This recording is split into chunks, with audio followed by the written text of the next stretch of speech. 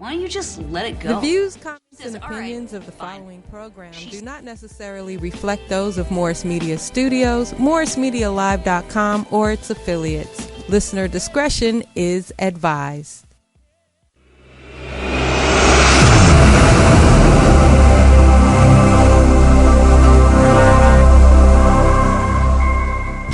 Hot, bold, sweet, smooth, and always flavorful. Welcome to My Morning Coffee. 3 generations of successful women, brewed with black girl magic, and French press with class, sass, and style. Gia, Tanya, and Sarita are My Morning Coffee.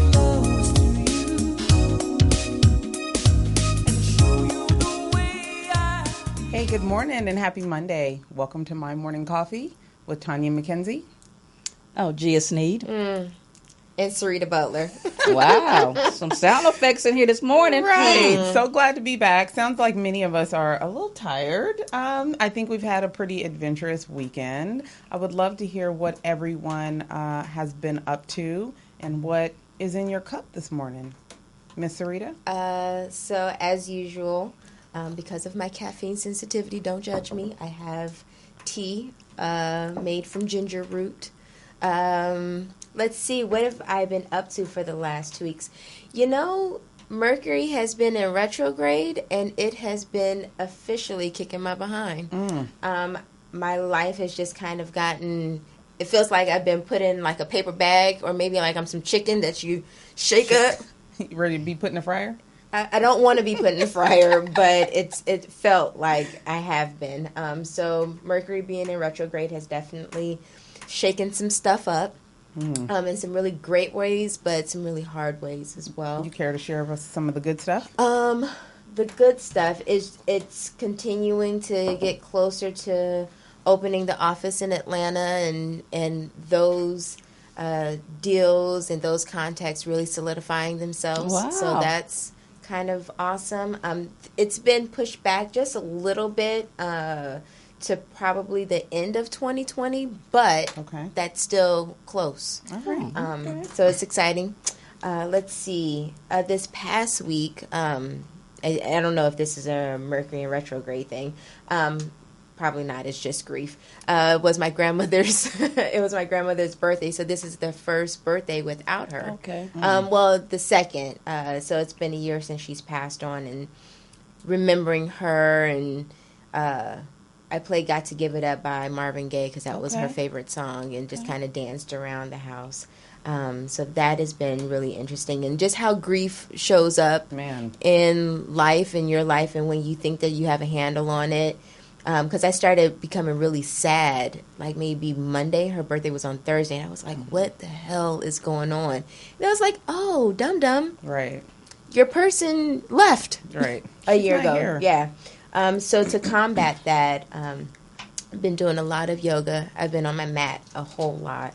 A lot of meditation and just getting centered and coming back to what I know, and saging the hell out of myself, my house, my car, people, and you gonna get dipped in sage. So between saging and Palo Santo, I'm getting it out, and all the crystals. I have rose quartz all over the house, and yeah, it's. I'm definitely channeling. So people can actually contact you if they want to know what to do with all this absolutely, absolutely, channeling my inner bruja. A friend of mine was talking about how she thought she had spirits in her house. Oh, wow. Yeah, she was posting it on Facebook, and my girl Trina told her, well, get your sage. I use sage, and I have really no idea what all of the things sage is used for people that believe in the powers of it. So can they, people talk to you about that? Absolutely. You can I have absolutely always, no idea. Talk to me, DM me. My information is there somewhere. And it at just be with Sarita is my Instagram, so you can definitely. But I completely believe in it, and it's been super important in my life. And therapy moment. So this week in therapy has been about negative self-talk and feelings of worthiness. So that was kind of what I worked through this week in therapy, and it was really, really great because I realized that there's certain things that I do in my life that increase the negative self-talk. And so really paying attention to that and recognizing that you kind of got to stop, or it will be insidious and it will eat you alive. There was a a TED Talk where the lady was saying we have these conversations in our mind. So instead of talking to other people about what you might think that they're thinking, you just come up with these conversations in your own mind, and usually they are negative, or they lead you to believe things that they have no idea that you're thinking, right? So you're having this argument or this battle about a conversation that you've had in your head, but not with the actual person. And so then there can be no clarity. All there is confusion, and of course you always have yourself on the negative side of that, right? And it's really just important that when you recognize that you're in a heady place where you're having these conversations, to really get in your body and to ground. And so doing things like washing your hands, walking, taking a walk, because the bilateral stimulation of that really eases. So I definitely challenge people to get into your body. That's why being on my yoga mat was so important this week. How much of that has to do with other people and incorporating your loved ones? Because we do talk about, reaching out and letting people know when you're struggling. Check on your strong friends, check on your weak friends. Right. But how do you incorporate your loved ones? Because if they don't know you're struggling, how can they help you? Absolutely. I think it's different for each person, but you have to kind of know what your threshold is and when that rabbit hole gets a little too deep. But I do my best to just be like, hey, I'm here. Check on me. Kinda. Sometimes. Because I didn't hear from you, so I wasn't. I just wanted to. Okay. And here we go. All right. Well, good. That's good to know. I just wanted to be clear. My phone, I keep the ringer on during. Girl, bye. Yo, damn phone. Hi, this is Tanya McKenzie. Please leave a message. Stop it. Okay. But have a wonderful day. Yeah. But sometimes I have to go into the rabbit hole for me to reemerge and be like, oh, I actually have a lot of gratitude and it's really dope. So I appreciate that as well. Moving on. Yeah. So Miss Gia, what's in your cup? What have you been up to? Someone decides to join us and come to the party and play today. Wow. It's like that, huh? Just saying. Jesus. After a month. Hello, everyone. Has it been a whole month? I'm glad to be back. Like that. I know it seems like I've been gone a long time. I really missed you guys. I don't believe you, but I don't either. I ain't got no lemons. I ain't got nothing. I really did miss you guys. It felt like I've been gone longer than I've been gone, but I've been gone. So what have I been up to? What you should be asking is what haven't I been up to? That's right, because you've been in the streets. Let me see. For the last few weeks, let me see. I went to Vegas for the Sigma Conclave with the hubby. It was hot. When I say hot, I mean hot. And the sister don't do heat. So I was in Vegas for a week for the Sigma Conclave.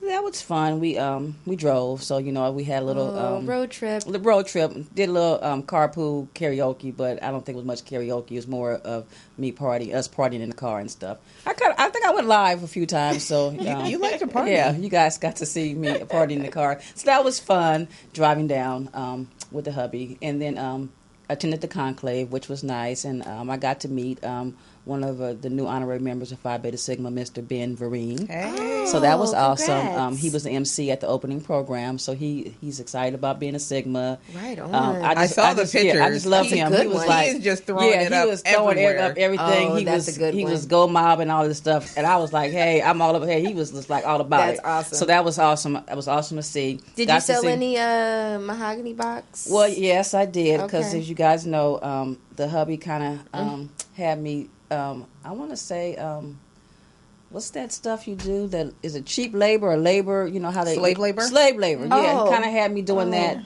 a couple of weeks before we left. Last minute type stuff. But I managed to get it together, and I made some Sigma baseball caps, which really they're hot. I really like them. I saw them. I heard they were flying off the shelf. Yeah, the Houndstooth version. A lot of the guys they really like that one, so that one did well. Then I also made some glasses.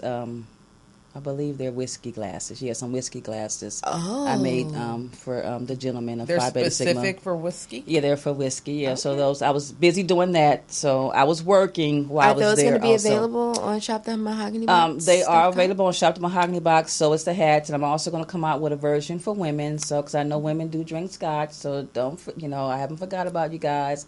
I'm going to get around to that too. What about tequila glasses? Well, I feel like you're discriminating yeah, right now. well, for the tequila drinkers, if you guys want some tequila glasses, just hit me up. I can probably muster up some kind of creative something for that. What else have I been doing? I went to a concert, went to see Ben Vereen. He performed this past weekend, so that was kind of excited. So I met him in Vegas, got to come home and see him at the Catalina Jazz Club. Oh, yeah. Which was really Bar and nice. Grill. What is his show like? It kind of puts you in the mind of a Vegas show. He talked, because he's He's back an in the day. entertainer. He's an entertainer and stuff, So it was a lot of some celebs in the house, Angela Bassett was there, and a few other people that I never really remember people's names, especially actors. So my husband's better at that, but I just know they were celebrities because everybody else was like, ooh, ooh, ooh, such and such, and I was like, oh, hey, and stuff. But How were they? What was it again? ooh, such and such. But of course, I knew my girl Angela, Angela. So I was like, oh, look at Angela, she looks so With cute them and stuff. arms. Yeah, the arms, and she's short too, So, but that was cool. We got to go back after it was over, after the show, in his dressing room and have him a little meet and greet. Got to take photos and stuff, and I got to meet his daughter. Her name is Corinne Davis, and it's funny. She has a underground museum right here in our area. Oh, yes. On Washington I didn't know Boulevard. that. So I got to meet her. I got her card. That's awesome. I I love told the her that underground. we would probably be coming around there. She's doing a lot of things in the community. I love the I think underground. they did a farmers market yesterday and stuff. So I'm looking forward to going there and interacting with her and seeing all what she's doing for the community. So me, I always try to get a little community piece in when I'm. Absolutely. Well, if make they're sure we doing put things. that information up on my Oh yes, we Morning Coffee will. podcast Yeah, page. the Underground Museum. We will be putting that up on our My Morning Coffee page. And then what else have I been doing? Oh, and then yesterday I went to the Hey Girlfriend Network Oh, yes, luncheon. yes. Both of you with, did. Tanya showed up and was there with us. So me and my sissy went, and Tanya, and it was a lot. It was phenomenal. This was my first time going. Every time she had this event, I would always miss it. So I was able to go this year, and I'm glad I went. It was just amazing to be in a room with 900 plus black women, all positive. If there was any negativity in that room, I never saw it. It was from the moment you walked in. Everybody was just nice. And That's beautiful. Cynthia, the woman who started the Hey Girlfriend Network, she did an awesome job. Maybe we can have her on to come on one time. Yeah, we should. But it was nice. The purple was everything. It was everywhere. That was the theme color, purple. So of course, I was feeling all good in my purple. So I decided to, today to rock some purple. Hey, so 'cause I'm still feeling kind of Royal and regal. Yeah, so I did that. It was good hanging out with Tanya because I miss her. I miss you too, Sarita. And I was just so Afterthought. It's fine. No, I missed you first, but Tanya, sometimes you gotta tell her you miss her. So Get out of here. but, so that kind of thing. So, but it was really good to hang out with her, and we had a good time. We danced. It was a party. Girl. It was It a party. was. Yeah, and let me tell It was you, a black girl, girl party. It was a black on. girl party, and look, hot. When I talk about Oh, hot, I understand. I've been in hot, those moments with hot Yeah. tamales. She You talking walked about up. I was like, damn, Well, listen. Felicia, stuff. But, I didn't get the memo about the purple. Okay, Yeah. I didn't So get you're the just memo. wearing leather. Yes, leather was Wearing split, leather. girl. She was like them arms. I was like, oh, I hate you, them arms and stuff. Her But she arms was and her looking calves. fabulous. She always looks, good when she comes out. She makes me sick, Gia sometimes. must want some 'cause- peach cobbler because all these compliments. Yeah, What so. have what has been going on with you? Well, I've been a little underground with work, and kids are on summer break, Right. so their schedule is still pretty busy. I did the Redondo Beach Police Department. I was in on their interviews for their officer promotions. Oh. So I guess I'm officially a part of the law enforcement community. Awesome. I heard you were doing that, and I said I would love to be a fly on the wall in your interview process. I hope you wasn't too mean to those candidates You trying know to what? get promotion. I- Because trying to promote in law enforcement, it is difficult. It is, and you could see I guess the rewarding part is that you could actually see that some of them were not cocky, that they were nervous, and they didn't come in with the assumption that these people are just going to move us forward. And I do think that people in our community put me in rooms to ask difficult questions, and I was scared for a minute because I was like, if they don't get promoted, right. I This could live be here all with them. bad, right? This might not go well, but it actually went well, and it was good to see the diversity in thought.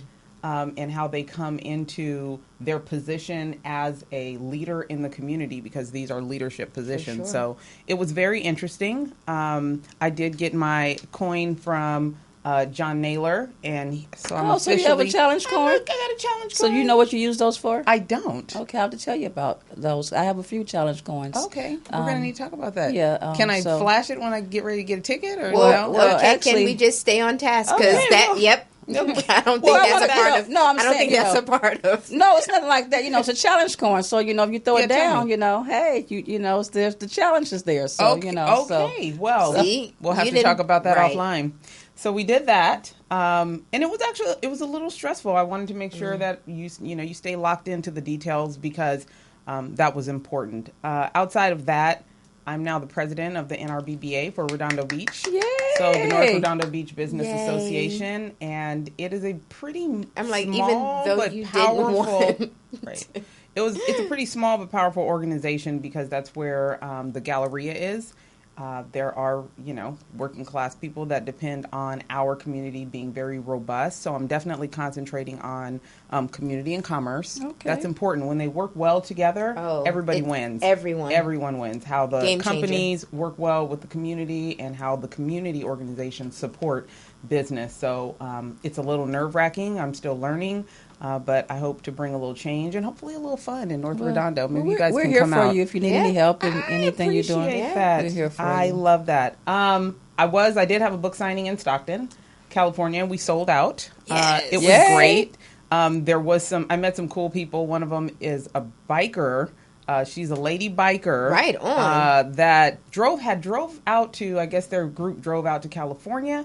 Drove through California, and they stopped in Redondo Beach, and she showed me a picture after I met her. She showed me a picture of this food that she had eaten. She was like, "Oh, we drove through Redondo, and woo, we had some good food." And she showed me the picture, and I was like, I know that where place. I know that place. I know those giant shrimp. Where's that They're place? very familiar. Blue Salt. Oh, the place that we never get invited to? Okay, In your so, city? Oh, okay. You know what? We can meet there. Okay. But it's amazing. And North Redondo has a lot of little hidden gems. People are used to going out to the pier, Right. but North Redondo has some pretty awesome spots to eat. So between books and community work, NRBBA, I've been relatively busy, and we'll get a little bit more into some of the other stuff I've been doing.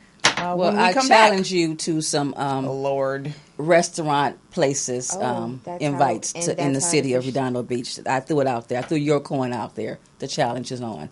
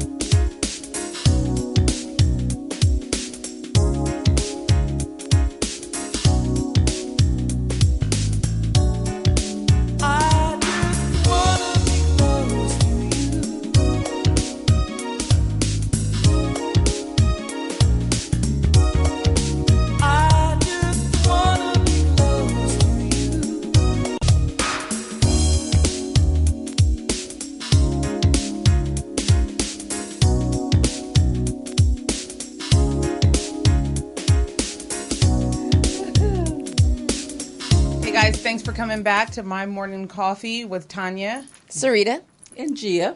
Awesome. We are bringing to you today our guest, Miss Jen McKinney, here in studio to help us work through Minority Mental Health Awareness Month and talk to us about some of the things that she's been doing in the community to help break the stigma, bring awareness, and grow our knowledge in the mental health industry. But before I give the mic over to her, I do want to say she's a friend of my cousin Neil Glasgow, and he called me about Gigi being on the show. Oh, Gigi. We didn't know about that. Gigi. Gigi. And said she's a friend of mine. And I was like, why is she a friend of yours? But he actually touted some pretty amazing accomplishments that you've had, and I definitely want our guests to know some of the great things that you've been doing. So don't shy away from tooting your own horn. And let us know how we can actually participate and be a part of the solution.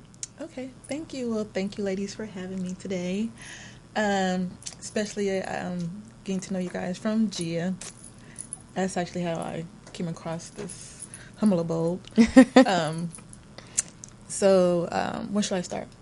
What your organization and what you're doing in the community these days. Well, my real name is actually Gentimu McKinney, and I go by Jen for short, just because childhood trauma of my name being butchered, so I just go by Jen. And I actually have two companies. The organization Awareness After Dark, where education and entertainment collide, is pretty much where health and social justice issues, and we combine them with entertainment within the community.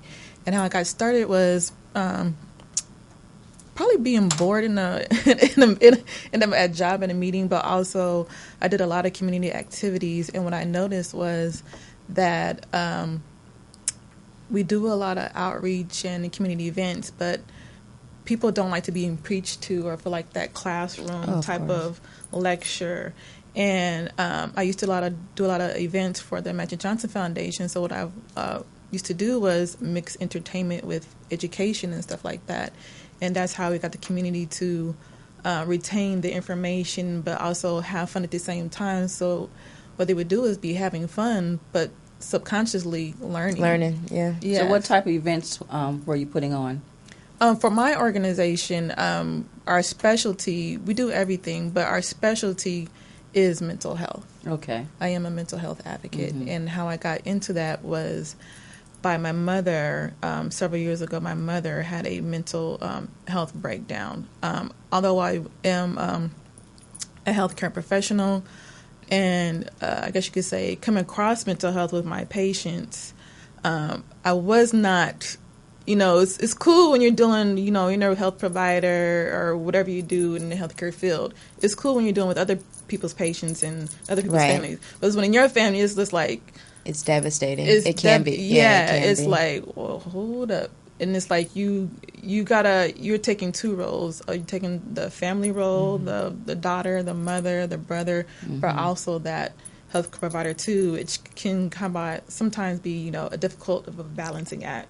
Especially because people are looking at you to make these really vital decisions, and is medication good? And, and because you're well versed in it, or so they think that it's easier for you to make those decisions, and it's not. It was definitely not. I remember when I first. First and foremost, my mother is a recovering alcoholic and drug addict, so I just thought she was having one of her moments where she just want her and my grandmother had these spells where they just don't feel like talking to each other. So, but my grandmother was like, "Call your mama," and I'm like, "Why? She don't feel like you buying, just leave her alone." Right. But that motherly intuition and that those vibes that we all have, our gut feeling that something is wrong. So I didn't call her one day because I just figured, she'll be all right. Then my grandma client, call your mama. And so I was just like, go see your mama. She not. So I noticed, the phone was actually disconnected. I was like, oh shit, phone disconnected. I was like, Mom, I am the eldest, so I do take care of a lot of, you play the reverse role of being the mother. It was that the famous caretaker. You are the caretaker. Yeah. So with pretty much just about everyone, and that's another issue. But however, it was just like, okay, what's going on? You need some funds? What you need? What bill do I need to pay? I didn't think nothing of it. So I came over there She opens the door. Usually my mother kisses me. And at that time, I was a deputy health officer. I have a lab coat. Deputy health officer, for those who don't know, is healthcare meets law enforcement. So I had a badge and healthcare and all that good stuff. But I don't do restaurants. I didn't do restaurants because people get that confused. I did pretty much just patients and people and those CDC disease regulation things. So I just figured she comes to the door. She usually kisses me on the cheek, which I hate because I hate red lipstick and I hate the smell of cigarettes. I hated being kissed with that red because, you know, my mother was that old school mom with that red lipstick, and I just hated that. That was another childhood trauma, like that red. I just didn't like it. Makes you feel some kind of way. Yeah, but still. So when she came to me, she didn't hug me, she didn't kiss me, so like that was odd. And my mother knew what I did, but this time it was different. The room was dark. She had been in her clothes, like tethered. The room was dark. There was stuff everywhere. And she's usually a little bit of a hoarder, but like an organized hoarder. So I was like, oh, okay. And then it seemed like she had been in her clothes for like a week. And then she was just like in this like scared mode. And it was weird because, just to let you get background, my mother is a typical type A black woman. So she's like boom, boom, boom, in your face, forceful. You know, so I wasn't used to this. It was different. Right. So it was a different feel. Yeah, it was a different feel. You knew something was wrong. Yeah, I knew something was wrong, especially being a health provider. You're taught to assess your surrounding, your environments within like the first 2 minutes. And I was just like, instantly my whole mode changed up, like what's wrong? And she just kept pacing back and forth. And long story short, she had like changed into like 2 or 3 different personalities. Wow. Within like the first 5-10 minutes. And at first I was thinking like, okay, she back on drugs. I can handle this, you know. But then she was new. Yeah, it wasn't. Familiar. I asked her and she was just like, no, it's not. It was something different, and she knew it was something different. And she didn't want to tell me. And that's where the stigma comes in. And I think that we, unfortunately, when we don't know the signs, because I'm sure that may have been something that your mom was struggling with and used her drug and alcohol addiction as a way to cope and to hide what was happening. And so we then lump it into, well, it's just drugs and alcohol, when it's like, no, there's a underlying factor oftentimes with drugs and alcohol. And so I'm wondering how, because I know that situation was super traumatic for you, but I'm interested in how it catapulted you into doing Awareness After Dark, and how did it create the foundation and the framework for that?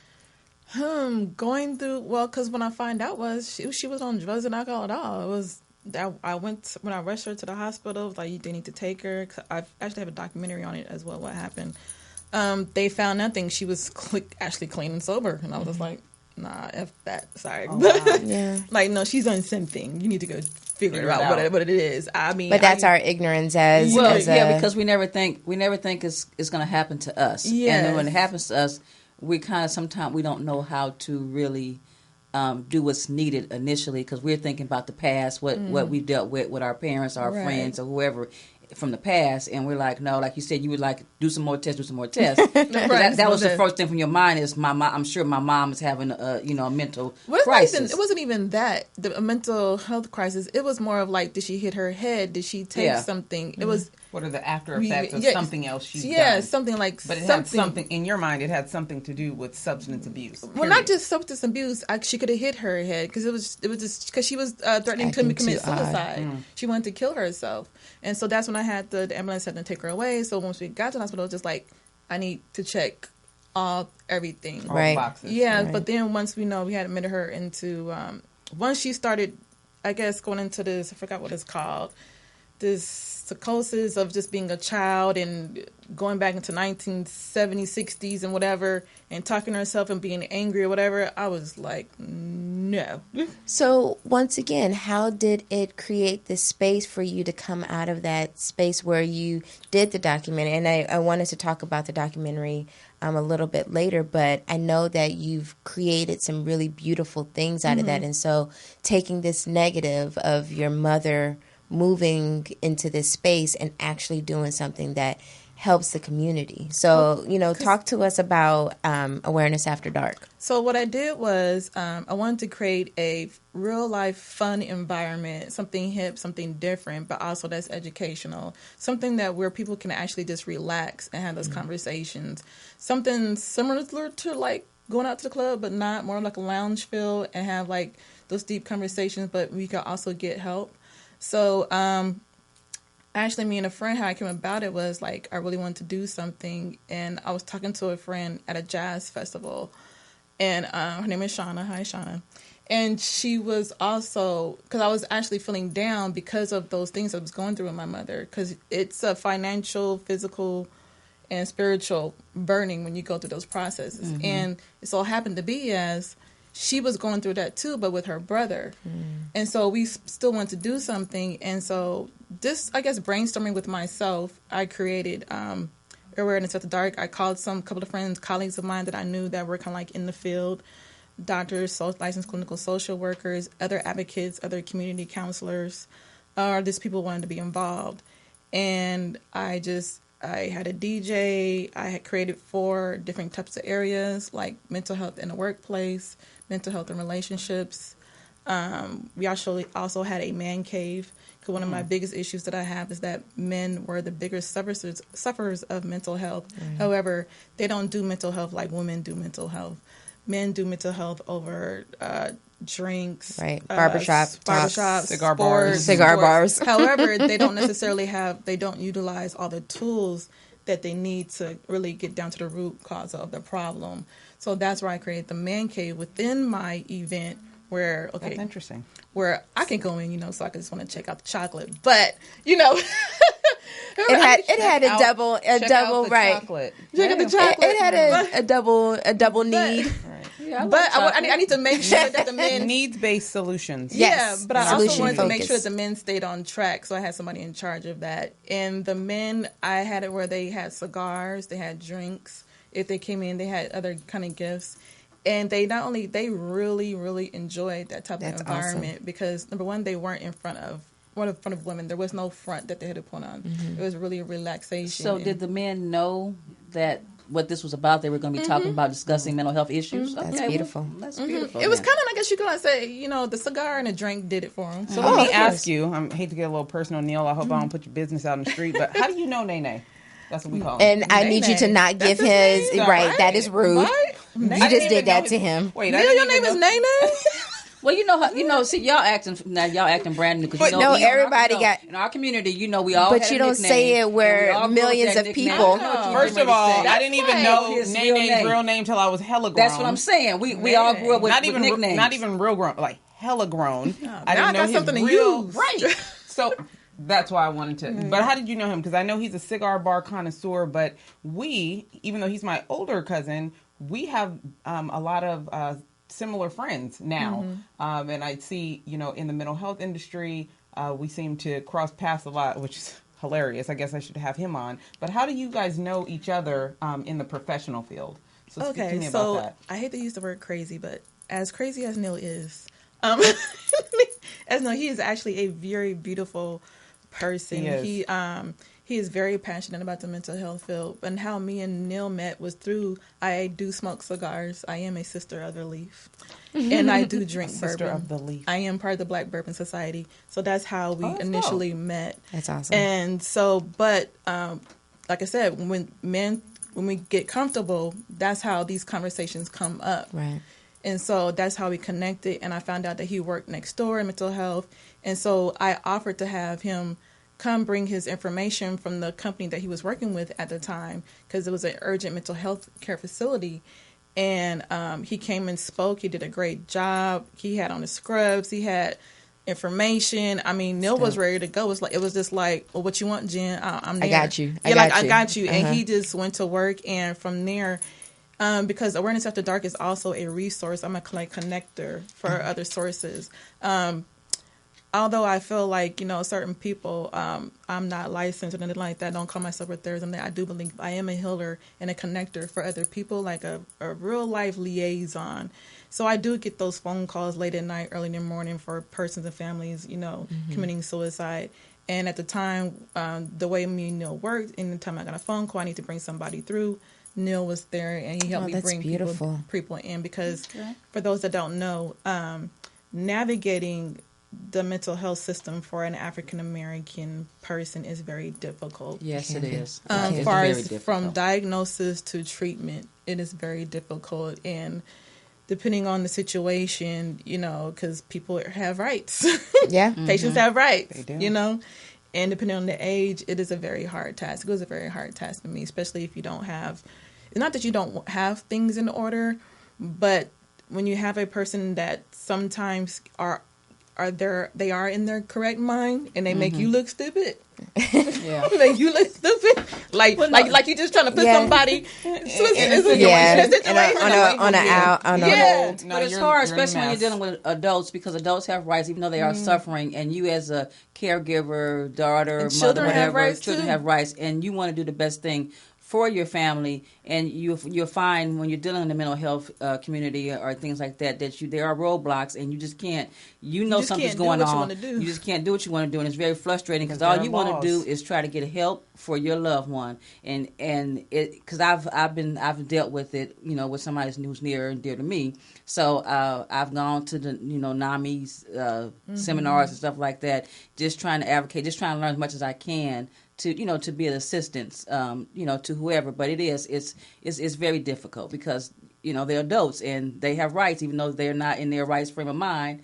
They still have rights, and you just can't do what you think what you think is best. You just can't willy-nilly go in somewhere and say, hey, I want this person to go here, or I want this person to get this medication. If the person is telling the doctor, no, I don't want it, you kind of like, okay, so, yes. So it is. Can we talk about, because I know that you also have, I want to get everything in, the Let's Get Mental, is that what it's called? It's called, so the event that we actually have, they bring about mental health awareness, and it's kind of like an interactive type of event. It's called Let's Get Mental. I usually have it every year around July, not May. People wonder why I have that. It's because May is for Mental Health Awareness Month. July is for Minority Mental Health Awareness Month. And there's a big difference when you're addressing mental health in your minority or you're Black. It's a big difference. We deal with things that are totally different. Like what? Number one, mental health is it's a stigma, period, out there. But however, I feel like, our white sister and brothers, they are have easier access to care. The diagnosis for people are a little bit different. They get better care and better treatment. And I think a lot of times their things that they go through, they get excused for some of their issues that they have. Whereas for us African Americans, we don't. Is you're on drugs, you're lazy, you're this and you're that. We don't get to have the excuse. We don't have the leeway. We don't have to be like, hey, no, it's really this. So they even get privileged in that. It's a privilege in that field too. Yes. So it's totally different. And then also, as far as getting assistance, I think right now the big movement right now is being Black and getting therapy and addressing it is no longer something that we can sweep under the rug. No longer we have to sweep under the rug. We're getting to more a point where we're getting more comfortable. It still needs to be out there a little bit more. And I think now is having therapists out there and awareness venues where we feel comfortable to get help. Certain people, like myself, sometimes, depending on what it is, I am maybe comfortable going to a Caucasian therapist. Other people may not. There's different things that we have dealt with all the way since back slavery. So there's certain triggers that we've had just from growing up that they feel like they may not understand or relate to. So that's why it's good to have a Sarita. Yeah. Shameless plug. I wrote a book called Childhood Memories of Cartoons and Murder. And in the book, I talk about how one of my uncles, who is also one of Neil's relatives, came in our home and shot my mother and killed her boyfriend. This is, in so many ways, why I love Nene, because I wrote the book. I did expect that there would be some pushback from family members, because one of the things about minority mental health is that we don't want to talk about things that are affecting our families, right? We can go into so many different things, bipolar and this and that, but really we have family issues through the years that have never been talked about or resolved. And Nene was someone in my family that actually supported this project and my end goal, which is to bring awareness to the fact that we have family issues that continue to plague us generation after generation. So I wanted you to speak also a little bit more about family trauma and mental illness through generations and how you are working to move through that conversation, because it's scary for many, because it requires us to reveal some ugly truths that we have been through and covered up. And the solutions, which also take a lot of hard work. Well, Should we do that after break, or should we do that now? oh, we can go ahead and handle it now. We need Okay. to let it all out. Okay. Well, I think for me, I definitely can understand that. Because I remember seeing one of my cousins, there's always issues in the family, but I think as a child and growing up, people be like, oh, don't worry about that. They're just like that. You look like, Right. well, why are they taking medication in these little packs? Because they just like that. But I do understand. I did have to address when it came about that my mother wasn't a drug issue, it was actually a mental health issue. Some parts of my family did not understand that. They just felt like it was BS. It's because of all the stuff that she's put the family through before. So it took some time, and some of them just still don't get it.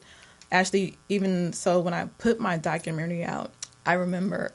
What's the name of your documentary? My documentary is also called Let's Get Mental. It's pretty much a interview session with a lot of my colleagues, and including myself. I get a little teary-eyed because I did have that issue. I remember my documentary did come out. And I remember getting a phone call or a message on, Facebook, of course, from my sister saying, how dare you put our family business out Amen. on the street for personal gain or financial gain. First of all, I want to be like, ain't nobody making no money. That's not what you did it First for. of all, Ain't nobody getting no money around here. My Right. pockets is empty from doing all this work. But that didn't stop me, because once my mother got, kind of like well, and she's still kind of like in and out of it, or whatever the case may be, I showed her the documentary. And because she's still kind of at that point right now, she remembers, doesn't remember. It's like she's not my mom anymore. But she does come to when, the time is right. Yep. So I remember finally getting, visiting her for a while, and then showing her the documentary. And I was like, do you remember that? And she started laughing. She's like, yeah, that was a bad day. Yeah. And it was like a That's a big beautiful joke. moment. Like, I can appreciate That's that. it was a big joke. Yeah. And she loved it. And she was like, she was proud. And that made me proud. Yeah. And, my other people are very proud of it. It was a good moment. But the truth is, when that documentary, and I'm shedding tears in the documentary if you do watch it too. So, that documentary was a release for me, and it actually helped other people get out of their prison cells as well too, because we all have this different houses, but we have the same crap going in the same house. We all have toilets, it's just a different color. Yep. We're all going the same thing. So, and I noticed it in different races or nationalities as well. Yep. It's the same thing. Yeah, it's just different. Different color. Different color, nationality. So I definitely understand when it comes about that. But to hear my mother saying that she's okay with it, Right. she's fine. Amen. When she could understand at that given moment, I was okay with that. I knew I was doing something well. So yes, the documentary is called Let's Get Mental. It's something that I just happened to. I know I needed to get the message through. Besides just having an event, I wanted something that was going to last and can reach other people throughout the United States or even the world. And it was just something that I shot in my grandfather's lounge area in the pool table, and with some of my colleagues who were in the field and community counselors and all that. And I'm the one that came up with I'm actually the person interviewing in the documentary. That's awesome. And then I actually didn't want to be in a documentary myself. That's the way it usually happens. Yeah, but I knew I had to. I know in order to make an impact, I had to do it. But I just knew it was going to bring up so much emotion when there, and I knew I was going to, in my mind, that trauma, I was going to have to relive those steps of everything that happened. And I know that was going to come out. So in a documentary, it kind of looks like I'm first, but I'm really last. The film. You know what? There are a lot of nonprofit organizations too that I'll speak with you after to see if we can get that out to, like the League of Women Voters, who are really hard on mental health awareness and building programs for different populations. So let's definitely connect after that. Yeah. Tell us a little bit about Work and Play Co. Work and Play Co. So, you know, they say entrepreneurship is crazy. So they have medication for that. So Work and Play Co. started out with kind of like under Awareness After Dark. I love to travel. That is part of my healing, my therapy. But within my travel, I like to give back as well. So Work and Play, it pretty much embodies me as everything I'm about. I work a little and I play a lot, but I also give back. So it is a travel and event company and team building involving, and also team building, where we do adventure, but with mix it with social responsibility. Oh, that's dope.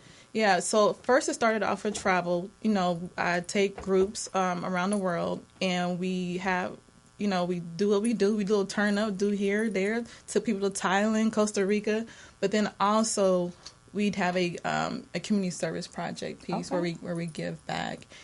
For example, in Costa Rica, we did art therapy and play therapy with the kids. What? We did that also in Bali and Playa del Carmen.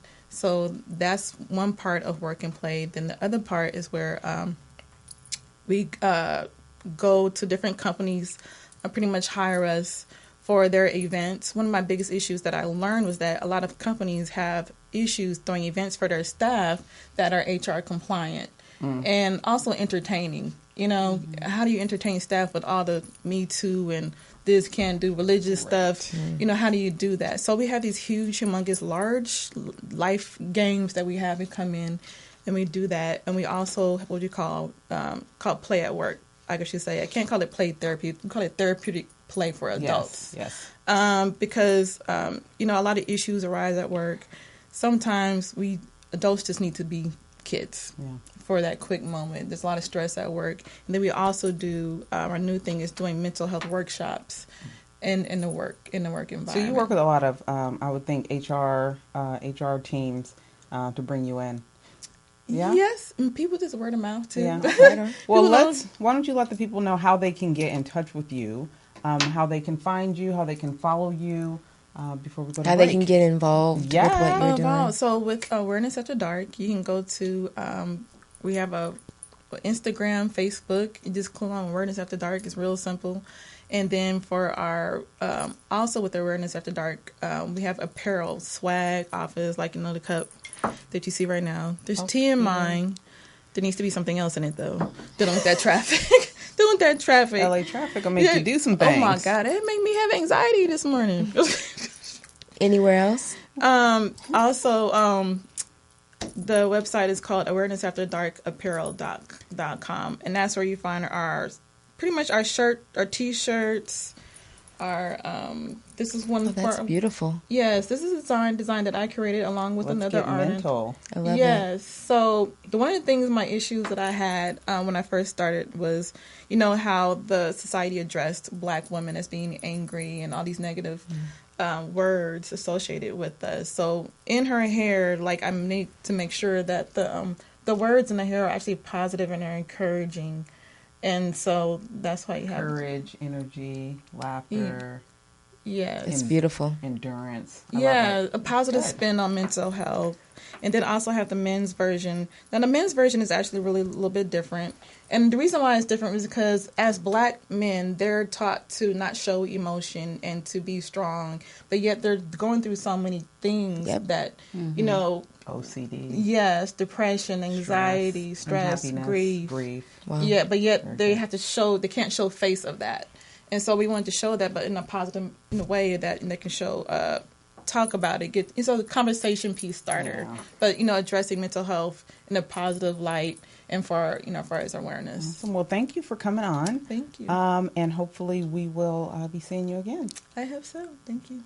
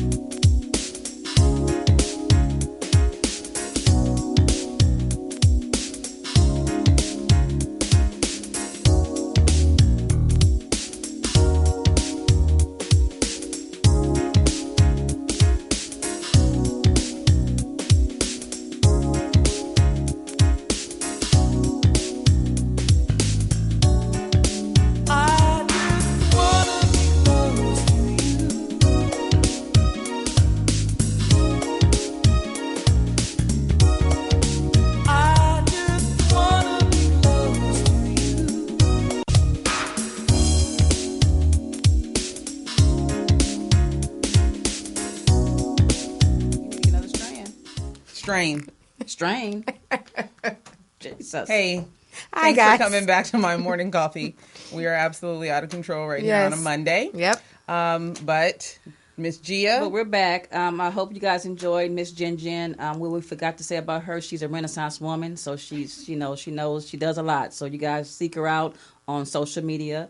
Also, you guys can check us out on social media at My Morning Coffee Podcast Facebook page. Also, before we close, I happened to make a few things before I came in for Miss Sarita. Yes. Something for her business and her with her new logo on there, Just Be. So I made her a beautiful bracelet, and she has a pin. So these are for you, Miss Sarita. Thanks. So you know, I'm always making something. Yeah. Very pretty. Creating and designing. I'm so and everything. excited. Don't forget to support My Morning Coffee by purchasing My Morning Coffee mug at www.shopthemahoganybox.com. We also have pins. We're going to have T-shirts coming very soon, and some more items, some more merchandise. So support us by purchasing something from us. Yes. Also, you can reach me on Facebook, Mahogany Box, and Instagram at The Mahogany Box. And Don't you have mahogany head wraps too? also, if you would like to adorn a beautiful head wrap Right, by none right. other than Miss Gia, you can also catch my head wraps on Mahogany Wraps on Facebook and also on IG at Mahogany Wraps. This is one of my new ones. It's purple. I love it. Purple Passion. I love it. So be on the lookout for new head wraps too. Tanya? Well, the Rise Up Youth Basketball Clinic is sponsored by the Rise Williams Charitable Foundation and LMU basketball team. It is free for 4th through 6th grade kids. So bring your kids out to LMU, get registered. All of the information is on Facebook, on the Rise Facebook page and TanyaMcKenzie.com. You can find it there also. Get registered. It's free. It's going to be an amazing event for the kids in the community in Southern California. Bring them out. They'll have a good time, I promise. They'll get some free goodies and have a good time. So it's a full day on the 28th of this month. I think that's this Sunday. Yeah. And we want to make sure that you come out, get educated on childhood cancer awareness, the sickle cell trait, and how it affects, kids of the minority descent. Also, I'm going to be having a seminar with Miss Marcy Klein of Klein Creative. Your messaging on camera. So you're on camera messaging. You want to master your on camera messaging. Check out my Facebook page or Instagram. It'll be there. It is next month, and I want you to go to the page to find out, because I also have some other good information there for you. And then I'll have a month of free 30-minute webinars for branding and personal PR, because many of you need to get your game up, stop posting immediately, and be able to educate the community on the cool things that you are doing. No, because Sarita's on her game now. I'm really proud of her with her logo. But I want my people to do better in their branding and messaging. Absolutely not. Everybody knows what Gia does. And we're going to continue to make sure they know what Gia does. Absolutely. So I'll have the free webinars coming up, the seminar with Marcy, and get your kids to the camp. Rise Up Now, free youth basketball clinic, 4th through 6th graders. Hope to see you there. Do you have any book signings coming up? I do, but I want you to go to my page for it. Ah, look at you, little teasers. Yes, go to her page. Little teasers. There must be something really good on her page. I'm getting ready to go. PRBIZ Mom on Twitter or Instagram, or find me on Facebook. And I don't think I have anything coming up that I could talk about right now. Okay, well, then there's that. But you can find me on Just Be with Sarita is my new Instagram page. Look at me remembering. And so proud of her. Sarita BMFT is my website. So if you have any questions, if you want to set up a session or a consultation, please feel free to connect. And with that, I will see you guys in 2 weeks. Thanks for coming out. 2 weeks. Hey. See you in 2 weeks. See ya.